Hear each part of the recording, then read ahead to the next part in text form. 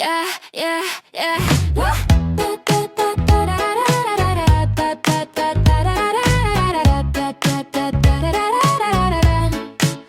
Mitten in der Nacht, ich lieg im Bett, alles ruhig, naja, fast komplett. Denn neben mir liegt mein persönlicher Bär und der brummt laut, immer mehr.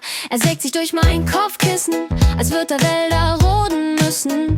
Ich schau dich an und denk mir nur, Baby, das ist kein Atemzug, das ist Natur. Ich stoß dich an, du drehst dich weg, ich klatsch das Kissen auf dein Speck. Ich halt die Luft an, hoff auf Ruhe, doch nein, du startest wieder.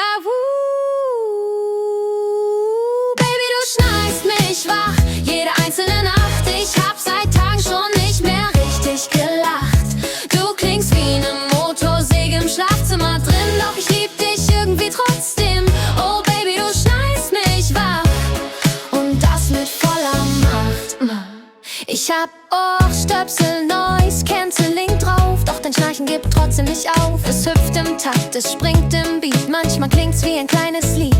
Mal pfeifst du hoch wie ein Teekessel, mal dumpf wie ein alter Dieselmotor. Ganz ehrlich, Netflix ist nix dagegen, dein Sound hat mindestens 3 Staffeln vor. Ich dreh dich um, es wird kurz leise, ich freu mich schon, doch nur auf Reise. Denn dann kommt wieder dieser Ton, ein Mix aus Drache, Bär und Saxophon. Baby, du schneist mich wach, jede einzelne Nacht. Ich hab seit Tagen schon nicht mehr richtig gelacht. Du klingst wie ne Motorsäge im Schlafzimmer drin, doch ich lieb dich irgendwie trotzdem. Oh Baby, du schneist mich wach und das mit voller Macht.